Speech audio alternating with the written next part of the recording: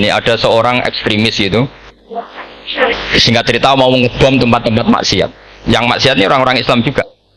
Tapi saya tidak nuduh sampai pokoknya orang-orang Islam juga. Terus ditanya sama orang Islam moderat. Andaikan mereka nanti mati dalam keadaan demikian, aina masiruhum, lalu mereka kemana? Ya ilanar, karena mati dalam keadaan maksiat. Ditanya sama yang moderat tadi, moderat soleh maksudnya, bukan moderat liberal, moderat soleh. Karena orang kadang salah paham, moderat itu pikirannya terus liberal, tidak moderat soleh. Terus kata si moderat tadi, akan ada lika muradan Nabi, apa umatnya masuk neraka itu yang diinginkan Nabi? Kaget si ekstremis tadi, kebetulan ini ekstremis yang masih mau mikir. Terus enggak, itu enggak yang digedaki Nabi. Kalau gitu ya jangan, kita tunggu tobatnya, kita proses bersama supaya mereka mau tobat. Karena dukhuluhum annar itu tidak muradan Nabi, tidak yang digedaki Nabi Muhammad SAW. Saya ini kata orang banyak itu punya fan banyak, sebenarnya ini korban orang banyak. Karena ngaji Quran itu sulit, mereka nggak mau ngaji. Pasrah sama Pak Kures, pasrah sama Gus Bak, terima mateng. Jadi ini kenakalannya muhibbin. Dulu korban seperti ini juga Rasulullah SAW. Itu kalau sahabat ingin masuk surga, itu ya gak suka ngamal yang berat-berat juga gak suka. Minta saja ke Rasulullah, ya Rasulullah saya minta satu hal. Apa? As'aluka murafaqataka fil jannah. Saya minta supaya jadi teman engkau di apa? Surga. Tapi yang jelas Nabi tidak jawab secara gratisan. Nabi ngendikan fa'inni ala nafsika fi kasratis sujud. Kamu membantu saya, kamu harus memperbanyak apa? Sujud. Jadi kalau ada kiai dimintai saya ingin di surga sama engkau kiai, itu nggak boleh gratisan, harus fa'inni ala nafsika fi kasratis sujud. Tapi saya ini punya ajaran yang sebetulnya agak sesat tapi masuk akal. Ini saya mohon karena saya memang punya bapak yang seneng guyon, punya Mbak Mun kiai saya juga seneng guyon. Karena beliau katanya gini, nak kiai raguyon kok dianggap gak bahagia aja. Sakit panitia dikira kurang sangu gitu kan. Sehingga ajarannya beliau memang sementara orang Islam itu pokoknya guyon ketok bahagia dengan Islamnya, bahagia dengan Tuhannya, bahagia dengan nabinya. Qul bi fadlillah wa bi rahmati fa bidzalika falyafrah. Lah bahagia paling gampang ekspresinya nggih guyon niku. Ngetokno di Alphard dadak repot. Ngetokno di duwe akeh ya dadak repot. Nak guyon nak murah nggih. Itu beberapa sahabat itu saking cintanya Nabi, itu cara berpikir kayak teman saya itu sering nasihatin saya, Gus ojo soleh nemen-nemen kok nak ning swarga mari bareng Mbah Mun sungkan kata. Jadi kalau terlalu soleh kan surganya sama guru-guru kita kan tidak enak itu. Kalian kalau di surga kan nggak kebayang mesti polanya kayak apa. Lama punya istri tidak cantik, di sana apa? Cantik. Nah itu kalau jejer guru kan sungkan. Jadi makanya kata teman saya, soleh pas-pasan ya Gus, ben swarga ini enggak sama siapa? Mbah Mun katanya, sungkan katanya. Nah ternyata pikiran itu juga ada di sahabat. Ya Rasulullah, saya puas-puaskan melihat engkau di surga. Kenapa? Saya tidak mesti masuk surga. Kalaupun di surga beda kelas dengan jeneng. Jadi para sahabat ya sadar, kalaupun di surga beda kelas dengan jeneng. Tapi pelajaran yang kita bisa terima adalah bahwa semuanya itu harus ada amal kita. Sehingga Nabi ngendikan fa'inni ala nafsika bikasrotis sujud. Maka tolonglah saya untuk mengabulkan permintaan kamu dengan memperbanyak apa? Sujud. Saya akhir-akhir ini sering kampanye tentang sujud. Caranya gimana? Ini sekaligus untuk anak-anak PSG utamanya karena yang mengkaji Quran. Kata ulama, menyenangkan orang kepada Allah itu butuh bayina. Bayina itu logika yang kebenarannya itu cara Jawa itu jelas welo-welo, sangat jelas. Namanya al-bayina. Saya ulang lagi ya, namanya apa? Al-bayina. Sehingga dengan logika itu orang yang kafir saja menjadi mukmin, yang fasik menjadi soleh, yang soleh bila ilmin menjadi soleh bil ilmi atau bil hujjah. Itu yang disebut Allah, lam yakunil ladzina kafaru min ahlil kitabi wal musyrikina munfakina hatta ta'tiyahumul bayyinah. Siapa itu rasulun minallah yatlu suhufam. Jadi kemampuan argumentatif itu yang harus kita bela-belain. Saya di sini sangat terhormat karena saya bisa matur di depan Pak Kures. Saya dulu sering baca buku-buku beliau. Jadi saya nggak mungkin jadi pesaing beliau karena saya ini saya ngidolakan beliau, jadi nggak mungkin jadi pesaing beliau. Tapi kalau mutammim ikut menyempurnakan keinginan besar-besar beliau mewujudkan Islamiyah wasatiyah, insya Allah diminta atau tidak diminta harus kita bantu. Harus apa? Nah, bayinahnya apa? Bayinahnya begini. Bayinah itu satu argumentasi yang jelas begini. Ada seorang ekstremis itu, singkat cerita mau ngebom tempat-tempat maksiat. Yang maksiat ini orang-orang Islam juga. Tapi saya tidak nuduh sampai pokoknya orang-orang Islam juga. Terus ditanya sama orang Islam moderat, andaikan mereka nanti mati dalam keadaan demikian, aina masiruhum, lalu mereka kemana? Ya ilanar, karena mati dalam keadaan maksiat. Ditanya sama yang moderat tadi, moderat soleh maksudnya, bukan moderat liberal, moderat soleh. Karena orang kadang salah paham, moderat itu pikirannya terus liberal, tidak, moderat soleh.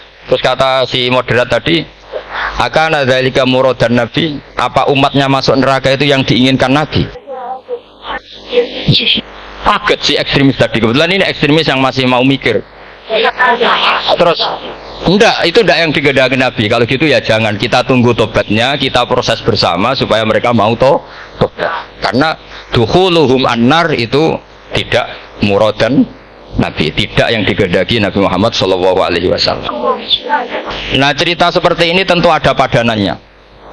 Padanan itu artinya kias ya, kias dalam hadis sahih. Saya yakin hadis itu sahih. Kalaupun itu dhaif itu yata'ayyadu bi fatwal ulama, menjadi kuat karena banyak ulama yang fatwakan seperti itu. Saya pastikan itu diriwayatkan Qadiyat dalam kitab Asy-Syifa, juga diriwayatkan Ihya, juga diriwayatkan di Hayatus Sahabah. Di situ ada sekian sanad sing yuqawi ba'duhu ba'du.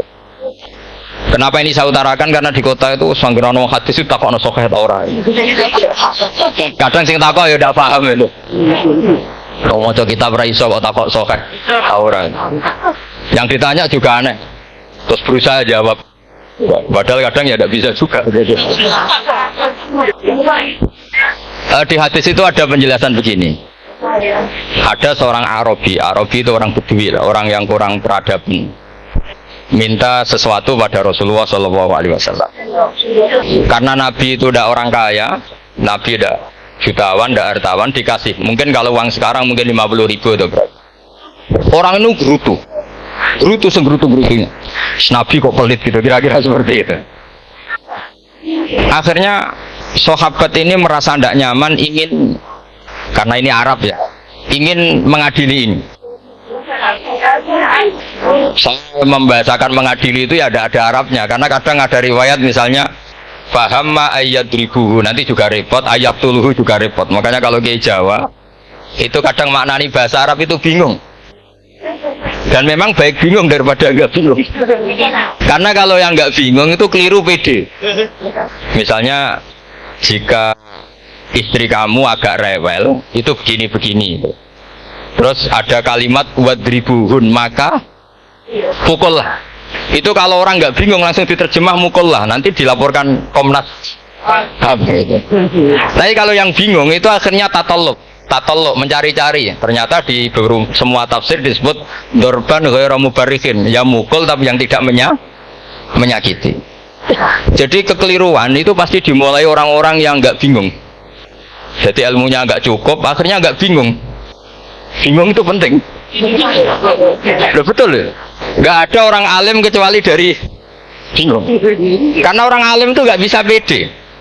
Karena referensinya banyak, kemungkinannya banyak. Sehingga mesti pikiran pertama kalau ada lafadz ini maknawi apa lafzi, ini mahmul apa enggak, ini mansuh enggak, ini muqayyad mutlak enggak. Ini sekaligus jadi pusat studi Quran, jadi supaya teman-teman memang seperti itu.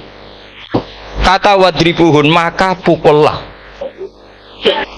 Sama saya ingat betul ketika Pak Quraisyab nulis di Membumikan Al-Quran tentang alat. Itu kalau orang ahli embriologi di mana nih alat segumpal darah itu mesti tertawa-tawa karena nggak ada dalam proses embriologi orang lewat proses segumpal apa. Tapi kalau alat itu madatul kalimah dari kata aliko ya'liko alakon sesuatu yang menempel jadi zigot yang berhasil menempel di dinding rahim itu yang jadi anak. Itu ya normal saja, memang itu jadi. Ya barokahnya bingung kan?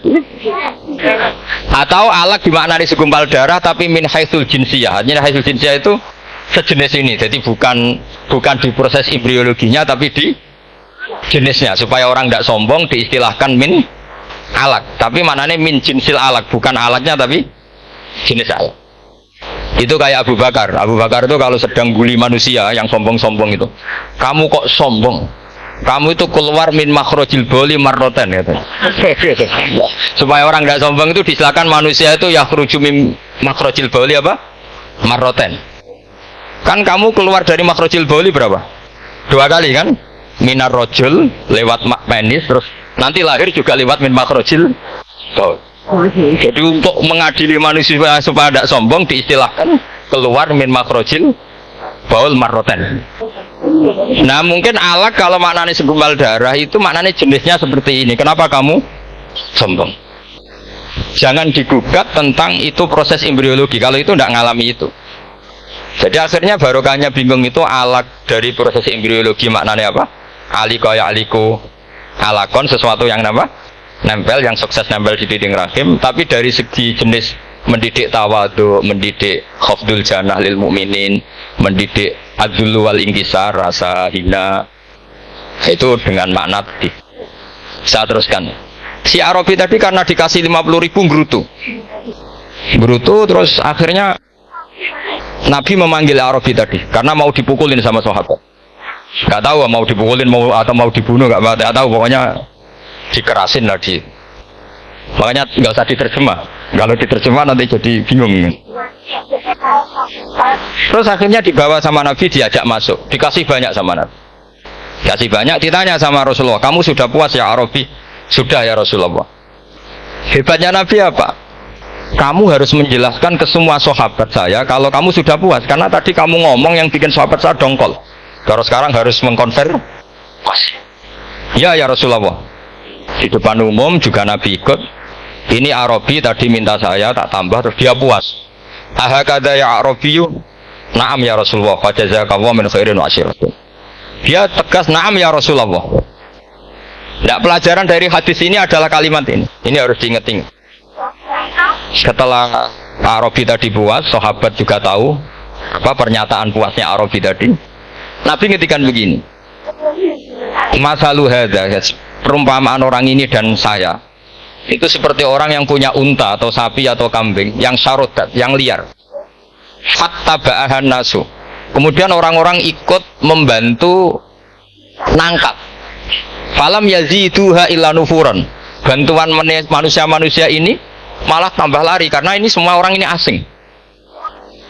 Bagi unta ini kan asing, yang nggak asing kan hanya pemilik. Ya. Terus kata si pemilik unta tadi, khallu baini wa baina naqati. Sudah saya tidak usah dibantu. Fa ana arfaku, biasa lebih sayang kepada unta saya. Orang nggak ikut bantu semua. Terus kemudian unta itu dipanggil. Fa akhadha min kumamil ardi, kira-kira diambilkan rumput. Terus unta itu mau nurut. Intinya apa? Kalau orang nggak bakat kiai, nggak bakat dai ilallah, kok ngajak-ngajak Islam itu falam yaziduha ila nufuron, kira-kira. Karena lebih banyak emosinya ketimbang teknik proses tadrijinya, tasreknya.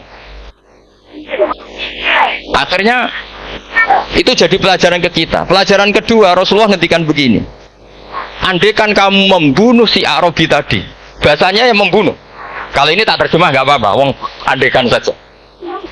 Andaikan kamu membunuh si Arabi tadi dalam keadaan membenci saya, yaitu ngomentari Nabi adalah kikir, maka dakhalan nar.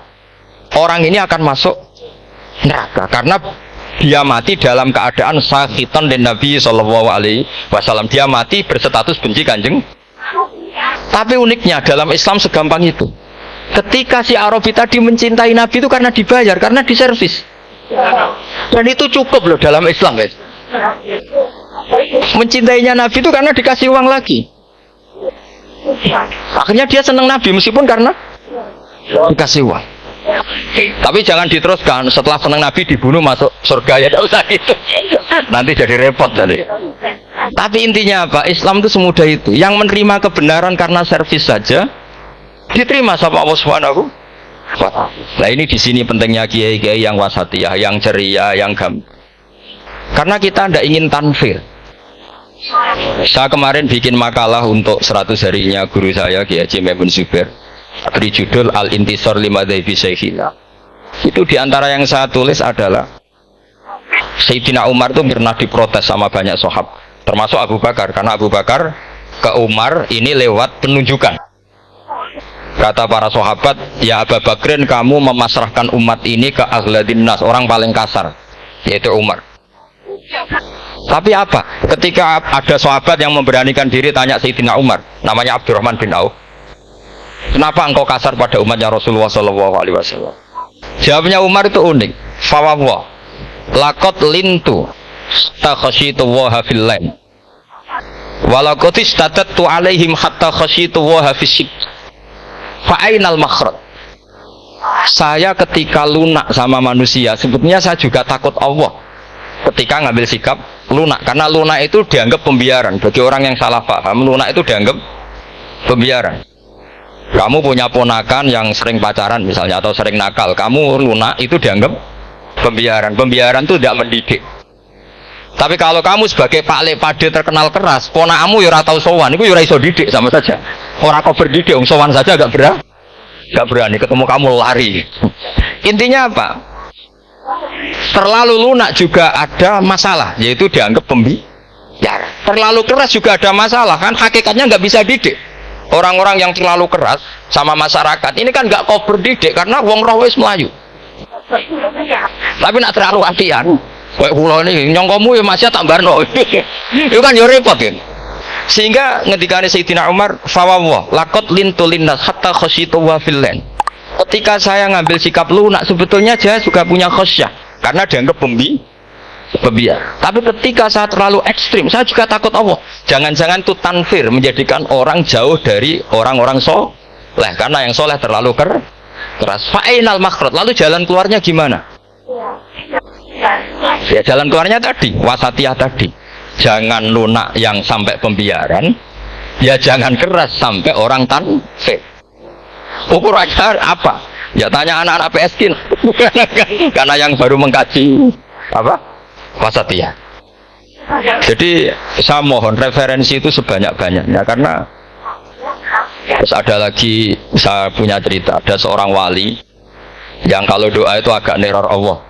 Tapi itu kalau nggak wali nggak boleh, harus jadi wali dulu baru boleh. Karena kalau wali itu keliru-keliru itu ya tetap sama Allah dibacakan isek itu berontok. Enaknya kekasihnya Allah kan gitu. Makanya di antara doanya Habib Ali Al-Habsyi Shahibu Simbudurar itu doanya, tapi kamu tidak boleh melakukan doa ini, dosa. Kalau nggak wali dosa. Itu doanya gini. Waj'al sayyiati man ahbab. Jadikan kesalahan saya itu kesalahan orang yang kau cintai. Jadi kamane cara Jawa wis kadung disayang, salah-salah wis bener. Jadi waj'al sayyiati man ahbab. Jadi kalau orang yang sudah super itu salahnya jadi apa? Tapi ya udah salah sampai kayak zina, maling, anda itu parah itu gitu. Ada seorang wali doa di depan Rasulullah itu gini, ya Allah, jenengan punya dua pilihan. Jika jenengan menjadikan saya orang soleh, surah habibuka, maka kekasihmu ini akan senang. Dan yang susah itu musuh kamu, yaitu iblis, musuh engkau. Tapi jika engkau ingin saya ini dolim, jadi orang dolim, yang susah itu kekasihmu, yaitu Nabi Muhammad SAW. Yang senang musuhmu, yaitu iblis. Mau jenengan milih mawon, nyenang no kekasihmu, nopo nyenang no musuhmu gitu. Ya sudah kan, Allah tidak punya pilihan. Mana mungkin Allah ingin menyusahkan kekasihnya, yaitu kanjeng Nabi Muhammad SAW. Sama, semua ulama tidak ingin umatnya Nabi matu khinal maksiyah, mati dalam keadaan Maka kita berusaha semaksimal mungkin. Semoga mereka tobat. Semua Quran itu la'allahum yarji'un, la'allahum yantahun. Diharapkan mereka Allah yang Tuhan saja, yang Al-Ghaniyul Mutlaq, Allah yang Al-Jabbar Al-Qahhar saja sama orang-orang yang asrafu ala anfusihim masih dipanggil-panggil wa anibu ila rabbikum wa aslimu lah. Allah yang Tuhan saja memanggil yang sedang di luar dipanggil masuk. Masa kita gara-gara soleh yang over, yang sudah di dalam mau dikeluarin? Itu kan apa-apaan itu. Makanya ini pasti tak dukung Islam Wasatiyah. Jadi saya dukung itu bihujjatin, bukan karena saya hormat Pak Kores orang sepuh itu enggak. Memang bihujjatin. Kalau soal dukung karena orang sepuh itu etika, apa? Etika tentu saya lakukan itu, pasti saya lakukan karena itu etika. Tapi lebih dari itu karena bihujjatin wadihah, bihujjatin bayyinah. Memang logikanya seperti itu. Allah yang Tuhan saja selalu memanggil yang luar dimasukkan ke dalam. Masa yang sudah di dalam dikeluar. Makanya kitab Ithaf, kitabnya Sayyid Zabidi itu, Sayyid Murtado Az-Zabidi, itu bab takfir, itu beliau ngeritik entek ngamek dorong Jawa sampai sekian kuras. Sampai beliau mengutip fa innal imama la ayyukhti afil afi khairun min ayyukhti afil uqubah. Kowe de keputusan salah nyepuro luwih apik timbang salah nyepuro itu salah tetep bener. Tapi nak nyekso bener ora mesti bener. Fa innal imam la ayyukhti afil afi khairun min ayyukhti afil uqubah. Sehingga beliau terus hampir sekian kuras. Coba hadis di Muslim, di Sahih Muslim itu Usamah ya. Kalau di Sahih Muslim itu rawinya disebut Usamah bin Zaid. Tapi di beberapa riwayat ada yang menyebut itu tidak Usamah. Sehingga banyak syarah mengatakan itu ta'addudul waqi'ah. Memang kejadiannya dialami sekian sahabat. Itu ada perang gitu, ketika musuhnya terdesak. Padahal musuh ini sudah memotong sekian tangan sahabat, ada yang sudah pernah baca sahabat. Ketika terdesak, dia mengatakan la ilaha illallah Muhammadur. Singkat cerita oleh Usamah tetap ditusuk sampai mati. Tapi sama Rasulullah ketika lapor, kamu membunuh setelah mengucapkan la ilaha illallah ya Usamah? Iya. Tapi innama qolaha muta'awwidzan, dia mengatakan kalimat itu karena muta'awwidzan, nyari perlindungan saja. Afala syaqaqta an batni, afala syaqaqta an qalbi. Sudah kamu lihat di dadanya. Kalau dia betul-betul ngomong karena muta'awwidzan, jangan-jangan karena iman. Memangnya ketika kamu iman, orang-orang sahabat itu rata-rata kan pernah kafir. Memangnya ketika kamu iman tak curiga, kan enggak. Langsung saya terima, kenapa ini main curiga kira-kira. Sampai seperti itu. Saktinya kalimat la ilaha. Jadi kalaupun diomongkan muta'awwidzan saja tetap sah. Meskipun ngomongnya hanya untuk perlindungan dari apa? Safe dari. Malah ada riwayat lain yang menyebutkan itu tidak Usamah di tafsir Qurtubi itu yang ya ayyuhalladzina amanu idza darabtum fi sabilillahi fatabayyanu wa la taqulu liman alqa ilaikumus salama lasta mu'mina. Itu kalau di riwayat Qurtubi lebih ekstrim lagi. Si orang tadi tidak Usamah, jelas pastikan itu tidak Usamah, ada yang lain tidak Usamah. Itu bantah Nabi. Ya Rasulullah, andaikan belah dadanya orang itu saya belah, apakah kemudian saya tahu apa yang ada di hatinya? Jadi Nabi jadi dibantah. Ya rodok khawarid deh. Jadi Nabi masih dibantah. Kata Nabi, ya enggak, kamu tetap enggak tahu apa yang ada di hatinya. Loh, terus masalahnya apa? Masalahnya begini. Setelah kamu belah dadanya, kamu tetap enggak tahu hatinya kan? Fala anta ta'lamu ma fi qalbi wala anta tusaddiqu ma fi lisani. Jadi kowe udah dadi wong kacuk. Ngerti hatinya yang enggak, percaya lisannya juga enggak. Kan enggak ada hujah yang kamu ambil. Harusnya kata Nabi profesional dong. Nak roh hati ini rujukannya lisan. Lah ini enggak, hatinya kamu enggak tahu, lisannya enggak kamu percaya, langsung kamu pakai itu apa? Seperti saya sama jenengan kan gampang, aku raro niate sampean ngaji api apa raro. Sementing tak kongkon ngaji berarti seneng ngaji. Jadi jelas ada yang diambil. Soalnya semenjak itu para ulama rata-rata itu hampir semuanya itu Islamnya wasatiyah. Karena ciri khas agama ini adalah wa yad'u ila daris salam. Selalu memanggil-manggil supaya orang masuk. Enggak ada ayat wallahu yukhriju min daris salam itu. Allah mengusir orang min daris. Nah, kalau sampean salahnya orang yang dicintai kayak Nabi Adam nasib sampean. Nabi Adam itu salah karena makan apa sajaratil khuldi. Kata cerita-cerita gitu lah. Nanti bisa diperdebatkan. Sajaratil khuldi itu nama larangan, itu nama salah sebetulnya. Nanti tanya Pak Kures, itu kan sebenarnya gini. Istilah khuldin itu bahasa setan. Hal adulluka ala sajaratul khuldi wa mulki la yabla. Jadi iblis itu goda Adam, kamu ingin mangan pohon keabadian. Jadi kalau kita mengistilahkan sajaratul khuldi, berarti mengesahkan istilah yang dipilih setan. Itu jadi masalah. Makanya saya enggak pokoknya anut-anut umum wong muni sajaratul khuldi ya ikut sajaratul khuldi. Tapi ini sebetulnya bahasa yang pakai setan. Singkat cerita Nabi Adam itu akhirnya makan tapi tidak banyak, makanya sebagian aja diredaksikan zako itu ngicipi. Makanya ada akala, berarti zauk juga disebut aklu, tapi aklu yang sedikit disebut zauk atau zako. Nah, ketika makan itu Allah duko, tapi duko be orang yang dicintai, diwarai. Cung Adam, kowe tak warai donga supaya tak sepuro. Jadi kaya anak ape minggat wong disayang, disangoni minggat lah tak sayang. Makanya waj'al sayyiati man disangoni fatalaqa Adam min rabbi kalimatin fataba alaih. Makanya saya kalau baca ayat itu cek enak jadi disangoni. Maca iki jeng yo kok ben jadi minggat gani HP mbek dhuwit engko nek wis kepen mulai ya semulai. Makanya itu jadi Quran itu luar biasa. Akhirnya Nabi Adam yang benar diusir, tapi sudah bawa bekal. Diwarai ya pengen.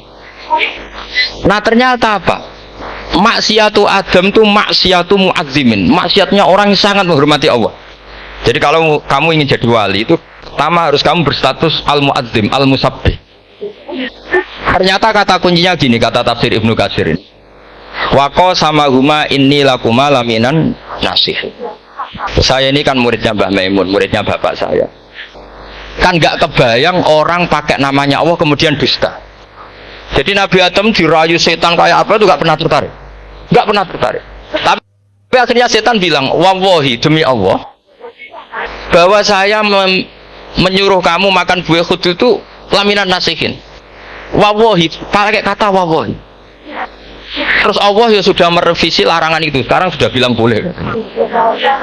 Nah karena kata pakai wawahi, terus kata Nabi Adam, fawawah wa izzatika ya Rabbi ma dzanantu anna ahadan yahlifu bika kadiban. Ini dawuh Nabi Adam. Adam wis tak kandhani kok ora nurut alasan apa? Terus Adam atau pengiran wa izzatika, demi kehormatanmu ya Allah, fawawahi ma adzunnu anna ahadan yahlifu bika kadiban. Saya tidak pernah ngira ada hambamu, ada makhluk kemudian mencatut nama engkau kemudian dia dusta. Kenapa saya sebut-sebut nanti tadi asmani Mbah Mun? Andai kan saya punya teman biasa bodoni saya, nipu saya, terus bilang gini, Gus Mbak jangan ditimbali Mbah Mun, dan dia sumpah, kira-kira tak pikir apa anda? Tidak, pasti saya langsung meskipun ya dibodoni karena saking wibawanya Mbah Mun, sehingga saya tidak ngecek lagi orang ini bohong apa tidak. Nabi Adam saking wibawanya Allah di hatinya Nabi Adam, kita disebut wawahi. Allah sekarang halalkan itu, sudah tidak pikir panjang, karena dia tidak pernah ngira ada orang mencatat nama Allah kemudian dia dus. Seperti di dunia santri misalnya ada yang dipanggil Habib Ali, masuk disumpah sih tenang tau ora. Oh itu mesti teman yang biasa bodoni sampean lah, mesti langsung takutnya kan gitu. Sampean takut istri dibilangi teman, bojomu nelpon. Wah, itu mesti tidak dikonfirmasi lagi itu. Saking takutnya. Nah, Nabi Adam itu seperti itu. Saking takzimnya kepada Allah sehingga ketika disebut wawahi. Nah, itu yang kata kuncinya waqo sama huma inni lakuma laminan nasihin fadallahuma bihu. Itu kalau sampean teliti. Ini kesangannya Pak Kures pakai madatul kalimah itu kelihatan. Fadallahuma itu rujuknya ke iblis. Jadi Adam di situ korban terus. Kan waqo sama huma iblis sumpah ke Adam Hawa. Fadallahuma iblis menunjukkan Adam Hawa. Jika dia dua orang ini maksiat itu semuanya korban, dia hanya sebagai objek. Kreatornya yaitu iblis. Tapi Nabi Adam sampai tertipu tuh gara-gara tadi. Wa izzatika ya Rabbi Ma'adzunnu anna ahadan yahlifu bika kadziban. Ketika menyebut nama engkau, saya tidak pernah mengira ada orang nyebut nama engkau kemudian dia dus. Saya bayangkan orang paling brengsek sekalipun teman saya kalau bilang Gus sampean dipanggil Mbah Mun, tentu tidak saya pikir tadi. Atau di pondok sini, Kang diceluk Habib Ali, ditimbali Habib Ali. Sampean konfirmasi apa enggak? Enggak kan? Apalagi ini Allah Subhanahu wa ta'ala. Itu wong nek sebakat wali. Itu begitu. Nah, kalau jenis ini kok salah? Tuh waj'al sayyiati man. Kanjeng Nabi dalam lahirnya juga pernah salah dalam lahirnya. Karena Nabi memberi izin orang-orang munafik gak ikut perang. Salahnya cara fikih adalah kewajiban perang zaman itu. Nah, zaman itu memang orang-orang kafir juga merangi kita sehingga kita dibolehkan merangi. Jangan hanya cerita Nabi perang berarti perang syariat aja gitu. Nabi perang karena diperangi. Jelas ayatnya udzina lilladzina yuqatalun, diberi izin bagi yang alami yuqatalun, diperangi baru diberi izin perang. Jangan langsung bangun tidur perang, itu enggak ada ayatnya. Qatilul ladzina yuqatilunakum, merangi yang merangi kamu, wa akhrijuhum ya min haitsu akhrajukum, ngusir yang ngusir kamu. Jadi perang itu akibat bukan sebab. Akhirnya Nabi itu secara fikih itu salah. Secara fikih lah, karena memberi izin orang munafik. Tapi Allah ketika sama Rasulullah Muhammad SAW karena kekasihnya ngendikane sudah dimulai afawwahu angka. Muhammad tenang wae wis tak sepuro. Cuma aku takok kena apa kok buka izin. Tapi itu kalimatnya afawwahu dimulai dengan kalimat yang menyenangkan, afawwahu. Jadi ibarat sampean salah sama orang tua. Wes sepeda mbok ora pamit itu ora salah. Cuma aku tetap takok alasan apa gitu loh. Tapi bilang wis gak apa-apa, Jung. Sepeda motor iki mbok gowo, mbok dol iku ora apa-apa. Cuma aku takok kena apa. Tapi mukadimahe ora apa-apa sih. Kayak apa Allah sama nabinya? Jadi mengkonfirmasi saja dimulai dengan afawwahu an. Lima adzinta lahum. Wong karwan wong munafik gak ndek ngamal malah mbok ora ira perang. Itu malah ora tau khidmah agama.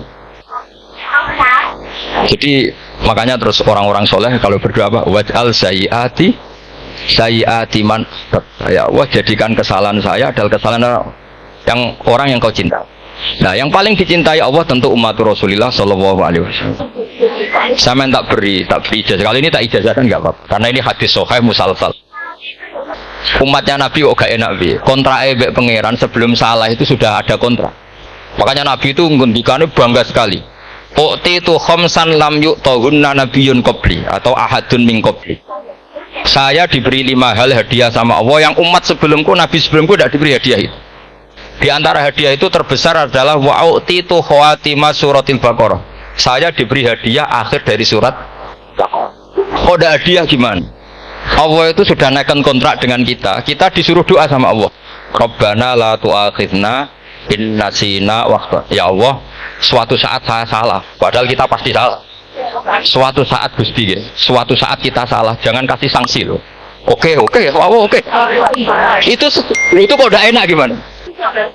Sebelum kita salah, naikkan kontrak sama Allah. Rabbana la tu'akhidna in nasina aw akhtana. Ya Allah, jangan jatuhkan sanksi kepada kita jika suatu saat saya lupa atau salah. Qala na'am, Allah jawab nah. Makanya Nabi senengnya bukan main tentang apa? Saya diberi hadiah akhir surat. Tapi sekarang jadi fitnah tadi. Yang Kiai NU baca itu dipakai tahlilan. Kadang-kadang yang baca agak paham. Yang kritik juga agak paham. Jadi ya sudah innalillahi wa inna ilaihi raji'un. Sebetulnya itu diabadikan di tahlil itu karena itu surat yang luar. Tapi sebagian yang baca agak paham. Sehingga ya dingin saja wong enggak paham. Tapi kalau kita yang paham itu luar biasa. Wong belum salah. Sudah ada perjanjian la tu'akhidna in nasina aw akhtana. Sama Allah dijawab, "Nah, iya Mat. Umat nak salah orang langsung tak siksa. Aman." Maksudnya tindain tobat aja terus salah terus. Kayak apa? Makanya beda. Nabi itu begitu bangganya dengan surat akhir surat apa? Terus tafsir kedua. Umat ini adalah umat yang sifat Allah itu selalu aktif dan dua-duanya aktif. Ini perlu saya sampaikan berkali-kali. Dua-duanya. Jika orang soleh itu nggak boleh mengadili orang dolim. Itu umatnya Rasulullah Shallallahu Alaihi Wasallam. Begini logikanya ya. Nah ada cerita, ada orang soleh sedang sujud, diinjek sama orang fasik, al-asi lah orang fasik. Karena orang soleh ini diinjek, orang soleh, bawaan orang soleh itu ya kadang gampang marah, bawaan orang soleh. Tapi pas marah itu nyatut nama Allah. Fawawahi la yaghfirullahu laka, pakai nama Allah. Ada kan dia bilang, asemane kue itu malah gak apa-apa gitu. Karena misoh-misoh sendiri itu kan urusan dia. Tapi pakai namanya Allah. Fawawahi la yaghfirullahu laka. Allah tidak akan ngampuni kamu. Itu Allah langsung memberi wahyu ila nabi hada zaman, ke nabinya zaman ini.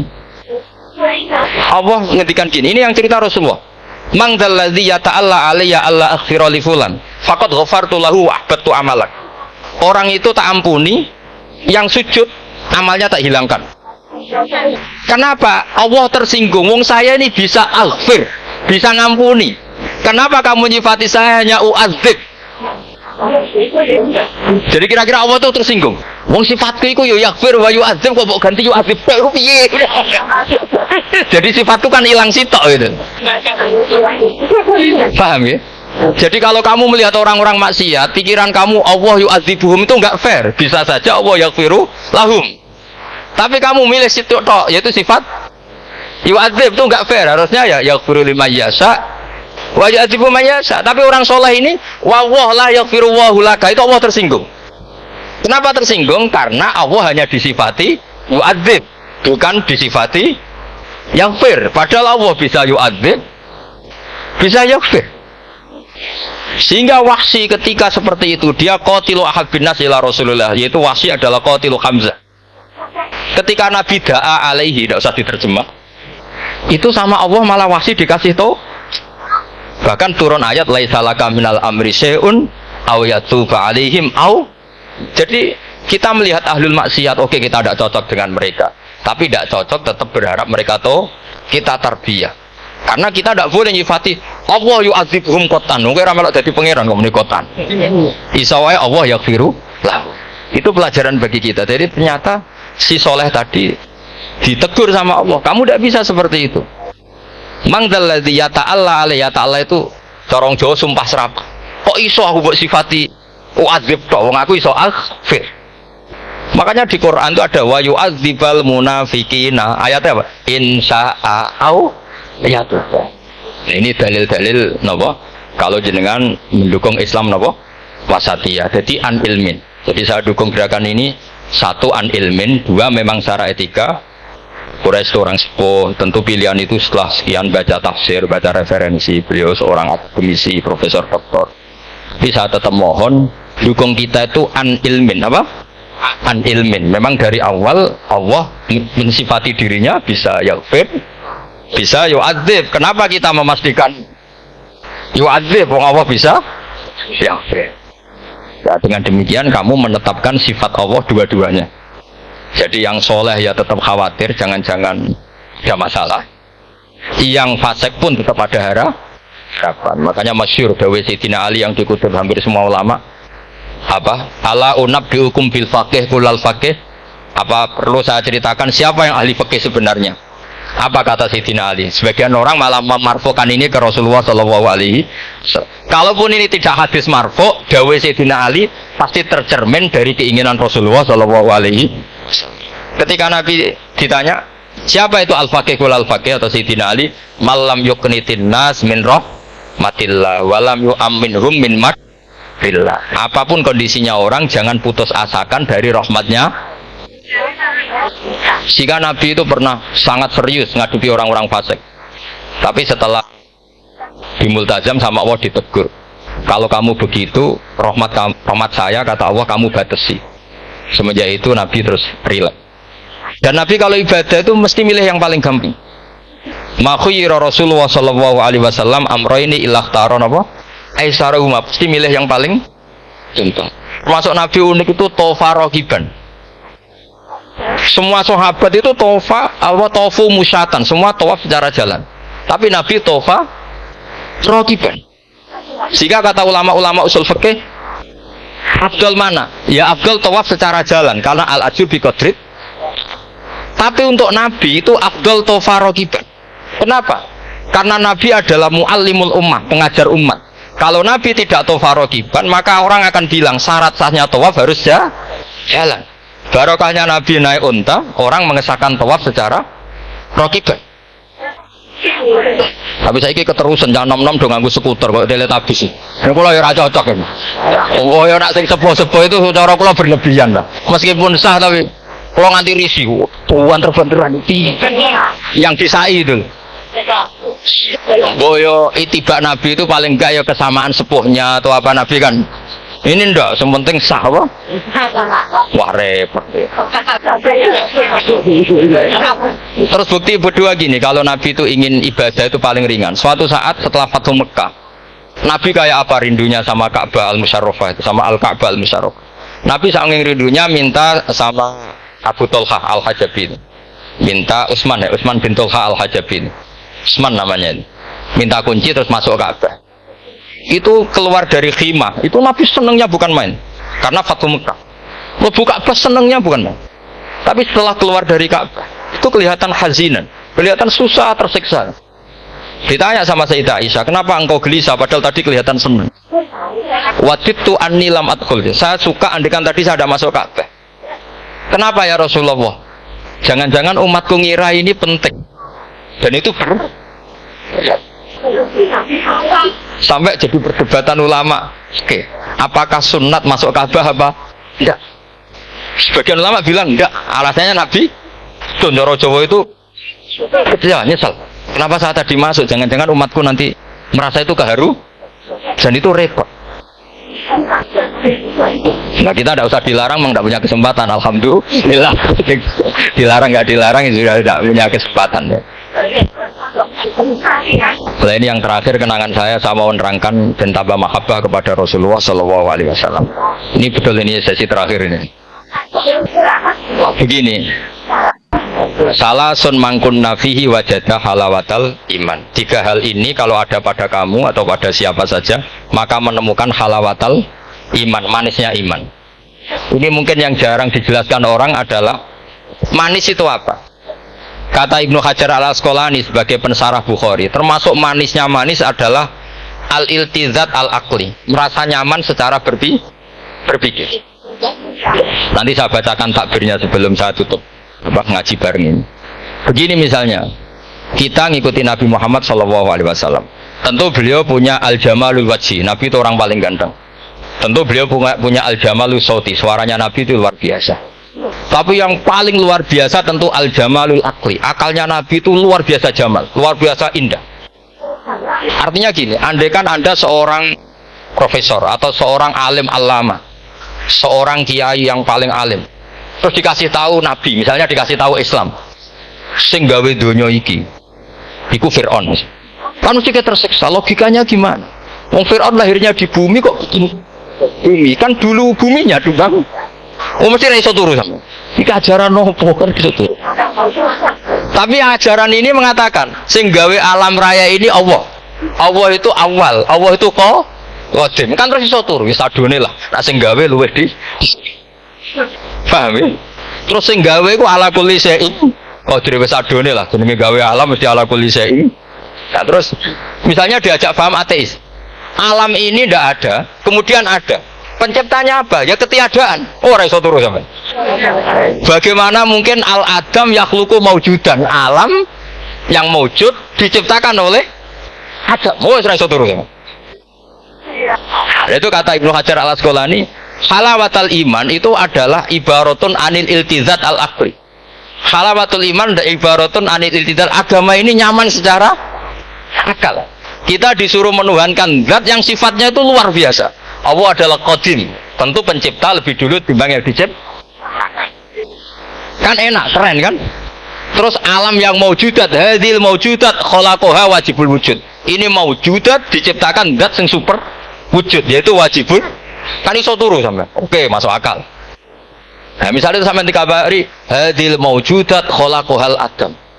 Ini maujudat diciptakan dan mesti kalau mikir ini waras tau orang yang ini. Ya itu jadi apa? kita halawatul iman tuh usahakan maknanya sampai ngalami al-iltizat al-aqli apa? Al-iltizat. Saya baca takbirnya saja, ini di kitab saya Fathul Bari. Ini di juz 9, kitab saya halaman 193 ya. Karena mungkin sampean beda cetakan atau nggak ada nomornya karena nggak punya, nggak tahu saya. Banyak ini tak. Tapi ini nanti saya tak tinggal di Mas Wafa ini. Nanti yang nggak boleh di ngopi saja, di foto aja. Lumayan ben ngaji ku nganggo kitab ben wong alim gitu keren ya. Saya baca Bismillahirrahmanirrahim. Halawatul iman. Beliau ngendikan wa yaltadzu bidzalika iltizazan aqliyan. Jadi orang merasa nyaman secara iltizazan aqliyan, akalnya merasa nyaman. Idzil iltizat al-aqliyu idrakuma huwa kamalun wa khairun min haitsu huwa kadzalik. Jadi beliau mencontohkan gini, kamu disuruh minum obat. Beliau contohnya itu kamu disuruh minum obat. Tentu secara watak kamu tidak senang karena obat itu pahit. Tapi kamu merasa nyaman setelah sakit minum obat merasa nyaman karena ada harapan sembuh. Jadi watak kamu tidak seneng, lidah kamu tidak seneng karena pahit, tapi akal kamu, wah enak aja, berarti disuntik, berarti infus, berarti minum obat. Berarti itu namanya iltizazan aklian, akal kamu merasa apa? Nyaman karena telah melakukan sesuatu yang sesuai akal. Tak baca ya, misalnya al-murad bil hubbi huwa al-hubbul aqli alladhi huwa itharu ma yaqtadi al-aqlu salimu rujhana wa in kana ala khilafi hawan nafsi kal marid yu'afu ad-dawa bitobi fayan faru anhu wa yamilu ilai bimuqtado akli. Kayak kita sakit tentu dioperasi itu tidak senang, bayangno wedhus apa usus dewedel-edel enggak senang secara hawan nafsi, paham ya? Tapi secara akal karena kamu divonis usus buntu, senang mana setelah dioperasi sama sebelumnya? Lah senang dioperasi itu namanya al-iltizat al-aqli. Ini kata Ibnu Hajar al-Asqalani. Wal aqlu yaqtadi rujhana janibi dzalik. Nah, terus saya teruskan. Idzil iltizat al-aqliyu idrakuma huwa kamalun wa khairun min haitsu huwa. Jadi saya bayangkan, makanya saya kalau baca Quran itu sering saya nangis. Misalnya tadi, am khuliqu min ghairi syai'in am humul khaliqun am khalaqus samawati wal ard. Masa alam raya yang wujud ini semua maujudat kemudian dirumuskan bahwa penciptanya adalah al-adam. Kenihilian, nihilisme. Kebayang enggak sampeyan iso turu gak? Ono nabi terus jong kowe kudu iman alam raya ini sing wujud diciptakno ketia wis ora iso turu yakin ndak bener. Tapi kalau nabinya bilang hadhil awalim atau hadhil alam khalaqaha Allah, apa itu siapa? Al-Qadim wajibul wujud ala kulli syai'in qadir lahul asmaul husna lam yalid walam yulad walam yakul lahu kufuwan ahad. Oke, keren kan gitu. Lalu jenenge al-iltizat al-aqli. Kalau kamu sudah ngalami seperti itu, wajadah halawatal iman. Terus kata Ibnu Hajar al-Asqalani, terus wa yu'abdirus syara' yaitu Rasulullah sallallahu alaihi wasallam membahasakan al-iltizat al-aqli dibahasakan dengan halawatal iman. Jadi halawatul iman itu kamu harus ngalami al-iltizat al-aqli. Seperti misalnya dalam hukum sosial, kata ulama-ulama, laulam yakun maja'a bi Muhammadin dinan lakana fi aqlin nasi hasanan. Andai kan Muhammad tidak mengatasnamakan itu agama, akal pun mengatakan itu baik. Coba ajaran kita, ambek bojo sing apik, ambek anak sing apik, ambek tangga sing apik. Itu kan enak. Coba kalau ajarannya gini, bojo taboki wae kesuwen. Kon bingung, iki ajaran apa kan kaget. Ambek tangga sing kondel gak ngono tidak kok. Iku ajarane Nabi apa ajarane Limis kan bingung. Jadi makanya laulam yakun maja'a bi Muhammadin dinan lakana fi aqlin nasi. Itu namanya al-iltizat. Oke, saya kira demikian. Mohon maaf. Assalamualaikum warahmatullahi wabarakatuh.